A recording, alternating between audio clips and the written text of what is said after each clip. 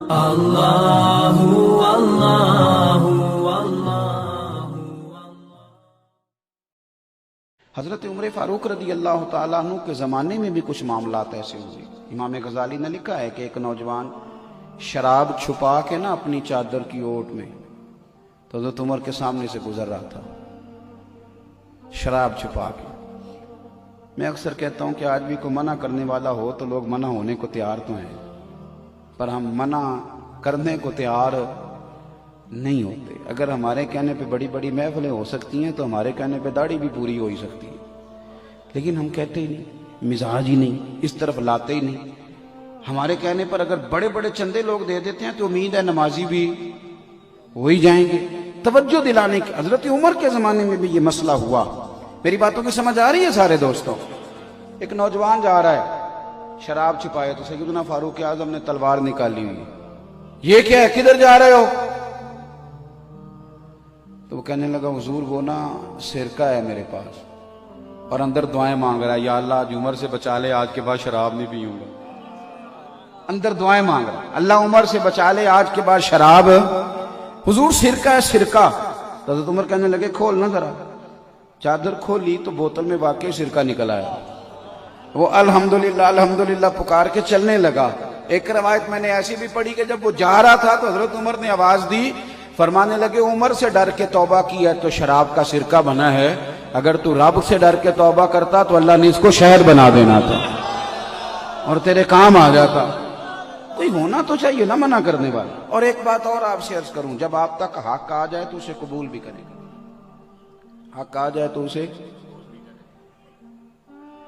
رجوع بڑے بڑے بزرگوں نے کیا ہے۔ رجوع کرنا عیب نہیں، رجوع کرنا خوبی ہے۔ آپ اللہ کا شکر ادا کریں، آپ کی کوئی غلطی نکالتا ہے، وہ آپ کا سجن ہے، وہ آپ کو نکھارنا چاہتا ہے، لیکن یہاں تو اڑے ہوئے لوگ اور ڈٹے ہوئے لوگ اور کمال ہو، یعنی ماں بدولت تو غلطی نہیں نہ کر سکتے ہو، ٹھہر جا یار، غلطی کرنے سے ہی بندہ انسان رہتا ہے۔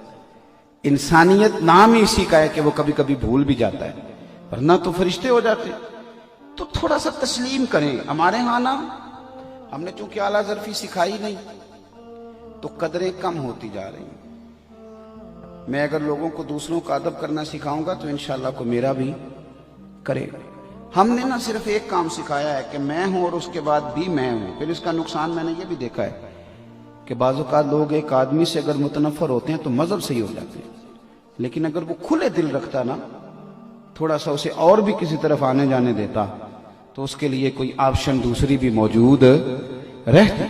تھوڑی سی توجہ کریں، حق آ جائے تو پھر اسے قبول بھی کریں، اسے مان لیں، اسے تسلیم کریں، کوئی فرق نہیں پڑتا، کچھ بھی نہیں ہوتا۔ حضرت بشر عافی رحمۃ اللہ علیہ نے کوئی کتاب نہیں لکھی، حضرت بشر عافی رحمۃ اللہ علیہ نے کسی مسجد میں تدریس نہیں کی، وہ تو ان کو تو لوگ دیوانہ کہتے تھے، ننگے پیر پھرنے والا بندہ ہے، لیکن امام احمد بن حنبل نے 14 جلدوں میں حدیث کی کتاب لکھی۔ امام احمد بن حنبل بہت بڑے محدث، بہت بڑے شیخ، بہت بڑی ہستی، لیکن امام احمد بن حنبل نے کھل کے تعریفیں کی حضرت بشر عافی نے، کسی جگہ نہیں کہا کہ یہ تو ان پڑھ بندہ ہے۔ تو یہاں سوال ہی نہیں پیدا ہوتا۔ کسی نے پوچھا امام احمد بن حنبل سے کبھی لاجواب ہوئے تھے؟ فرمایا ہوا ہوں۔ ایک بوڑھی آئی تھی مسئلہ پوچھنے، پردے کے پیچھے میں نے بٹھا لیا، میں نے کہا پوچھئے، تو کہنے لگی میں غریب اور بیوہ عورت ہوں، بے اولاد بھی ہوں، چاند جب 14ویں کا پورا چمکتا ہے تو چرخہ چھت پہ رکھ لیتی ہوں، اور چھت پہ چرخہ رکھ کے نا تو چرخے سوت کاٹتی ہوں، تو کئی دفعہ نا بادشاہ کا لشکر گزرتا ہے، بڑی بڑی لالٹینیں ہوتی ہیں، اس کی روشنی بھی کئی دفعہ پڑ جاتی ہے، تو بتائیے اس روشنی میں کاتا ہوا سوت میرے لیے جائز ہے کہ ناجائز ہے؟ تو حضرت امام احمد بن حنبل کہتے ہیں مجھے چکر آ گیا، اللہ اکبر اللہ اکبر۔ میں نے کبھی بھی پہلے نام بتا تو کون ہے، کہاں سے آئی، اتنی باریکی؟ تو کہنے لگی آپ مسئلہ بتائیے کہ پہلے شناختی کارڈ دکھایا جائے، میں جو بھی ہوں آپ بتائیں۔ میں نے منت کی، میں نے کہا میں مسئلہ بتاتا ہوں لیکن مہربانی کر ایک دفعہ بتا تو کون ہے؟ دنیا آتی ہے لیکن اتنی باریک، اتنا تقویٰ، کون ہے؟ تو کہنے لگے ایک مجذوب یہاں بشر عافی ننگے پیر پھرتا ہے، میں اس کی بہن ہوں، میں اس کی بہن ہوں۔ تو حضرت امام احمد بن حنبل فرمانے لگے اماں کوئی اور مسئلہ پوچھتا تو میں جائز کہتا، تیرے لیے جائز نہیں، तेरे लिए जायज नहीं। मान लिया ना, तस्लीम कर लिया ना, यहाँ तकवा है, यहाँ परहेजगारी है।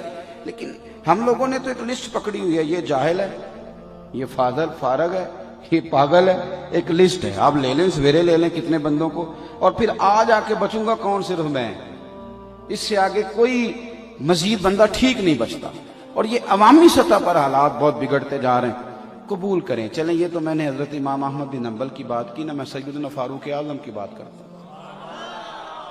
ऐसा नहीं कि बंदा कच्चा है, ना ना, हुजूर ने फरमाया उमर की जुबान पर तो रब ने हक जारी फरमा दिया, फारूक जो कह दें अल्लाह उसके मुताबिक कुरान नाजिल कर देता है। इमाम सयूती ने उन आयात की तफसील लिखी है जो हजरत उमर की रजा के मुताबिक नाजिल हो गई। लेकिन हजरत उमर के सामने एक बीबी लाई गई, इसने जिना किया, सियासता में रवायत। हजरत फारूक आजम ने हाथ जारी कर दी, फरमाया ले जाओ, इसे संसार करो या कोड़े मारो। सहाबा लेके जा रहे हैं, मौला अली शेर खुदा आ गए। कहां लेके जा रहे हो? हुजूर, इस पर हजरत उमर ने हद लगाई है। फरमाया उमर को तुमने बताया था कि ये तो बेचारी दीवानी है, ये तो ज़हनी तौर पर कमजोर है, ये तो मजजूब है, इसे तो पता ही को नहीं, ये बताया था? हुजूर नहीं। फरमाया उमर ने पूछा था? हुजूर नहीं। फरमाया चलो वापस चलो, हक कबूल करें। हजरत मौला अली शेर खुदा वापस लाए। फरमाया उमर, फैसला करते हो, पूरी बात क्यों नहीं पूछते? आपने कहा ली क्या हुआ? फरमाया तुमने इस औरत पे हाथ लगाई? हुजूर लगाई। फरमाया तुम्हें पता है ये मजजूब है, दीवानी है, मरफूल कलम है, इस पर हद नहीं लगती। अर्ज की के हजरत उमर फारूक फरमाने लगे मुझे तो पता ही नहीं। तो आप फरमाने लगे पहले पता किया कर ना, फिर मामला तय किया कर। तो हजरत उमर ने कोई बहाना नहीं किया। बहाने भी होते हैं ना, इन्हें मैनू सही नहीं गल दसी, ए बंदे ने मैनू इंज किया सी, कोई बहाना नहीं लगाया। उमर नीचे उतरे और सजदे में गिर गए, या अल्लाह उमर को माफ कर दे, या अल्लाह उमर को माफ कर दे। और फिर चमकते हुए जुमले सैयदना फारूक आजम के फरमाने लगे, लोगों आज अगर अली ना होता तो उमर हलाक हो जाता, आज अगर अली ना होता तो उमर हलाक हो जाता। बात को समझे आप, कबूल करें अगर आप तक, शुक्र करें हक अगर किसी तक आ गया, हक को माने और डटना सीखें और हक बात कहना सीखें और कहें आप हक बात। यजीद वो वाला निजाम लेके आ रहा था जो दुबई में है, जो शारजा और मस्कत में है, मस्जिद भी बड़ी, शराब खाना भी बड़ा, वो वाला निजाम चाहता था। हमारे हुक्मरान कहते हैं ना जी मस्जिद खुली हुई है, मौलवी उधर चले जाएं पर इधर जाने से भी लोगों को ना रोकें।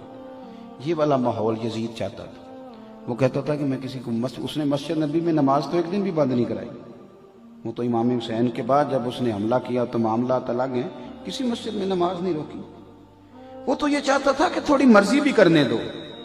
तो इमाम अली मकाम ने फरमाया ये निजाम मुस्तफ़ा है, इस निजाम में मर्जी मुस्तफ़ा करीम की चलेगी, तेरी नहीं चलेगी। लोग कहते हैं कि यजीद ने फलानी शय का हुक्म नहीं दिया, तो मैंने कहा चलो इतना ही मान लो कि यजीद ने उबैदुल्लाह इब्ने ज़ियाद को गवर्नर तो बनाया था कि नहीं? ये तो कहा था कि नहीं कि हुसैन को कूफे में दाखिल ना होने देना, ये तो कहा था ना मेरी बैत लेना। तो आप किस तरह उसे उसकी सफाई पेश करते हैं। उस बदबख्त ने तो ये सारे कारनामे किए। और फिर इमाम अली मकाम रदी अल्लाह ताला अन्हु अगर उस मकाम पर थोड़ी देर के लिए भी उस जालिम की, फासिक और फाजिर की बैत कर लेते, अच्छी तरह मेरी बात समझ लेना, तो आज सारे हुक्मरानों के लिए दरवाजा खुल जाता, सब के लिए खुल जाता दरवाजा। लोग कहते हैं कि जनाब हम नहीं मुसलमान, मौलवी साहब आप ज्यादा आशिक रसूल हैं। मैंने कहा तू तो निरा मुसलमान है। तो यजीद तो जामे मस्जिद दमिश्क का खतीब था, वो तो जुमे पढ़ाता था, वो तो पगड़ी दाढ़ी वाला था, वो तो बड़े बड़े खुतबे देता था। लेकिन इमाम हुसैन ने फरमाया निरी तेरी अच्छी अच्छी बातों से बात नहीं बनेगी, निजाम मुस्तफा पे पूरा पूरा चलना पड़ेगा, तुझे वो किरदार भी दिखाना पड़ेगा जो असल काम है।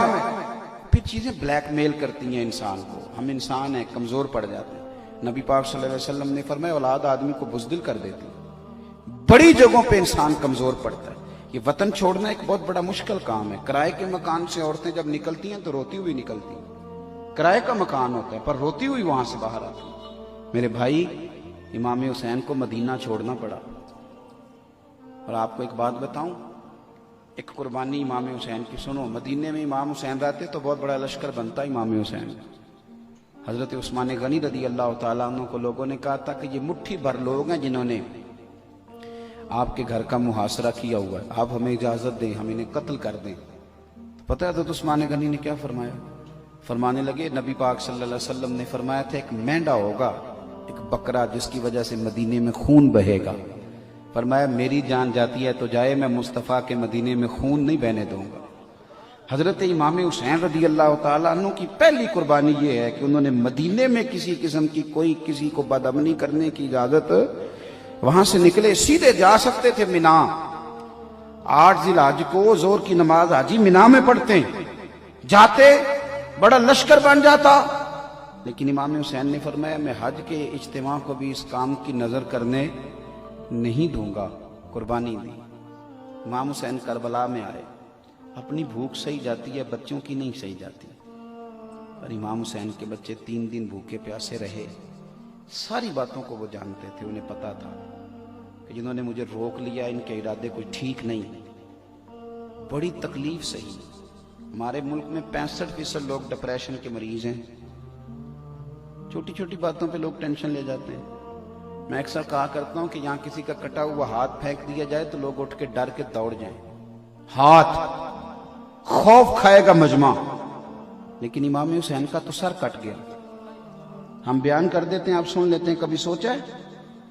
ہمارے قومی جو چینل ہے نا پاکستان میں، پیمپرا نے پابندی لگائی ہے کہ کوئی لاش اگر پورا کٹ جائے نا اس کا جسم، تو قومی ٹی وی پہ اسے دکھانے کی اجازت نہیں، وہ دائرہ لگا کے دکھاتے ہیں۔ کیوں؟ قوم میں خوف پیدا ہوتا ہے، لوگ ڈریں گے، بچے ہو سکتا ہے رات کو سوئے نہ، عورتیں پریشان ہو جائیں، قومی ٹی وی پہ دکھایا نہیں جاتا۔ میں کہہ دیتا ہوں، آپ سن لیتے ہیں، امام حسین کا وجود اطہر کربلا میں رہ گیا اور سر کوفے کے بازاروں سے ہوتا ہوا دمشق پہنچا۔ بہن کو تو بھائی کی انگلی بھیج دو تو شاید پاگل ہو جائے۔ سیدہ زینب نے سارا کچھ دیکھا، لیکن نہ مصطفیٰ کی شہزادی کا پردہ سر سے سرکا، نہ کوئی نماز قضا ہوئی۔ اور اگر آپ نے ابھی تک ہمارا چینل سبسکرائب نہیں کیا تو فوراً سبسکرائب کیجئے، ساتھ ہی بیل آئیکن پر کلک کریں تاکہ مزید آنے والی ویڈیو ہیں وہ آپ کو وقت پر ملتی رہیں۔ اللہ حافظ۔